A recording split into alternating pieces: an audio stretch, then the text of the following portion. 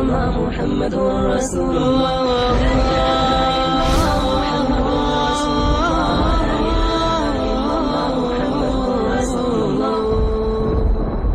کے گناہ سے رزق کی تنگی بھی بڑھ جاتی ہے، چاہے وہ ملٹی ملینئر بندہ کیوں نہ ہو، کام اٹکا ہی رہتا ہے، پھر انسان کی ہیبت کم ہو جاتی ہے، دل سخت ہو جاتا ہے، عبادت کو دل نہیں چاہتا، پھر دل پریشان ہوتا ہے۔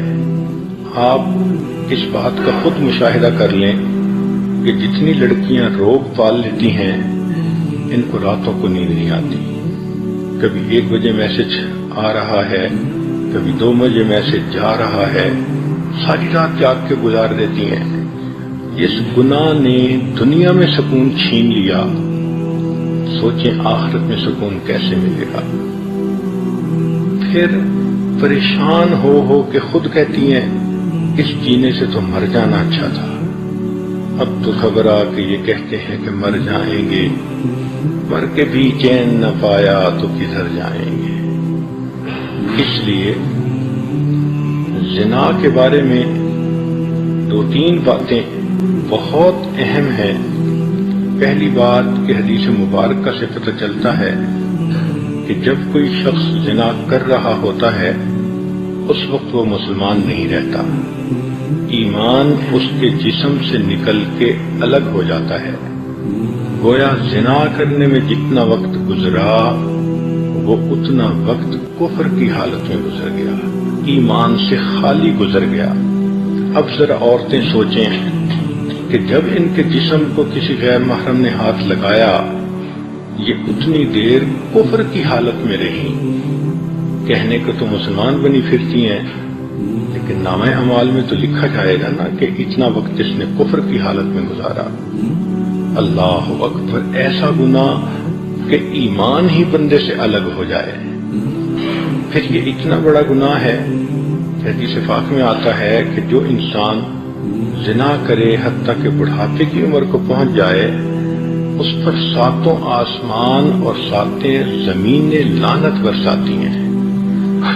ایسے بندے کو قیامت کے دن اللہ تعالیٰ آنکھ اٹھا کر نہیں دیکھیں گے، تو غیر کو محبت کی نظروں سے دیکھتا تھا، آج میں تیرے چہرے کو محبت کی نظر سے نہیں دیکھوں گا۔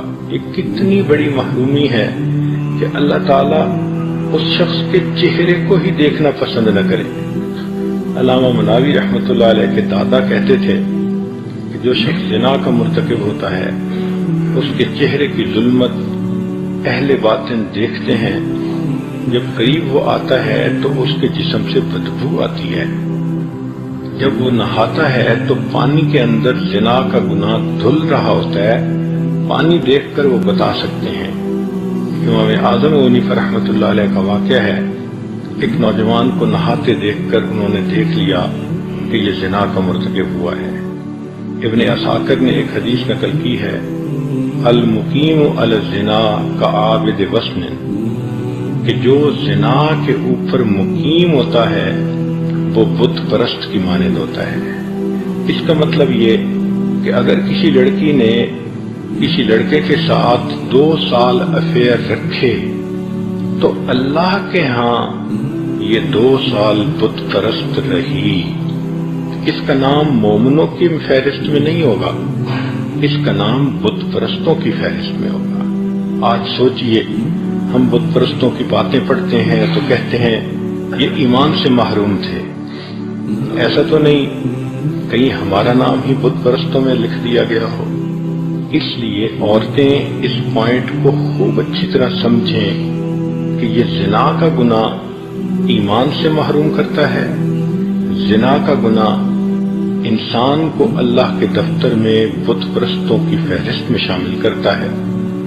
یہ جو ہوتا ہے نا کسی کو محبت سے چاہنا، ہر وقت اس کا دھیان رہنا، تو میرا دین ایمان سجنا، تو اللہ تعالیٰ پھر بندے کا نام ایمانداروں کی فہرست سے نکال دیتے ہیں۔ تو کتنی عجیب بات ہے کہ جس عورت کا افیئر 5 سال کسی کے ساتھ رہا وہ 5 سال اللہ کے کاغذوں میں بت پرست بن کر رہی، وہ شرک کرتی رہی، وہ مومنہ نہیں تھی، وہ مشرکہ تھی. سوچئے یہ کتنا بڑا گناہ ہے.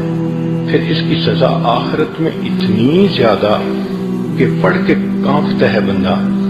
ان میں سے ایک سزا یہ ہے کہ جو زانیہ عورت ہوگی اور بغیر توبہ کے مر جائے گی تو جہنم میں اس کو فرشتے ایک غار کی طرف لے جائیں گے. اس غار کے اندر دھکا دے کر اس کے منہ کے اوپر چٹان رکھ دیں گے. وہ عورت نہیں نکل سکے گی. اس غار کے اندر بچھو ہوں گے. وہ بچھو اس کے جسم پر اس طرح لپٹیں گے جیسے شہد کے چھتے کے اوپر شہد کی مکھیاں ہوتی ہیں. اور اتنے بچھو ایک وقت میں اس کو کاٹیں گے. اس کو تکلیف ہوگی مگر اللہ تعالیٰ کے کہیں گے کہ تو نے وہ گناہ کیا کہ جس گناہ کی وجہ سے تیرے انگ انگ نے مزے لیے تھے. آج تیرے انگ انگ میں زہر جائے گا اور اس کو جا کر تکلیف پہنچائے گا. سوچئے اکیلا ہوگا, بچھو کاٹ رہے ہوں گے. آج تو کوئی مکھی کاٹ جائے شہد کی تو درد برداشت نہیں ہوتا. بچھو کاٹیں گے اور اتنے زیادہ بچھو ایک وقت میں کاٹیں گے. جسم کی کیا حالت ہوگی. چند لمحوں کی لذت کی خاطر بندہ اللہ کے دربار سے دھتکارا جائے. بندہ اللہ کے نظر کے اندر مشرک بن جائے, بت پرست بن جائے. اللہ تعالیٰ محبت کی نظر سے دیکھنا ہی پسند نہ کریں تو ایسا گناہ کتنا بڑا گناہ ہے.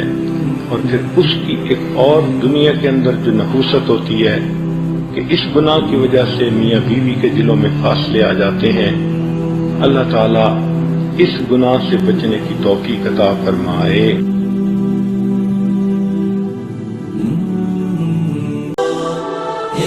حبيب الله يا رسول الله يا حبيب الله يا رسول الله. شكرا يا ربي شكرا هديت قلبي شكرا نورت دربي شكرا شكرا يا رب شكرا يا ربي شكرا هديت قلبي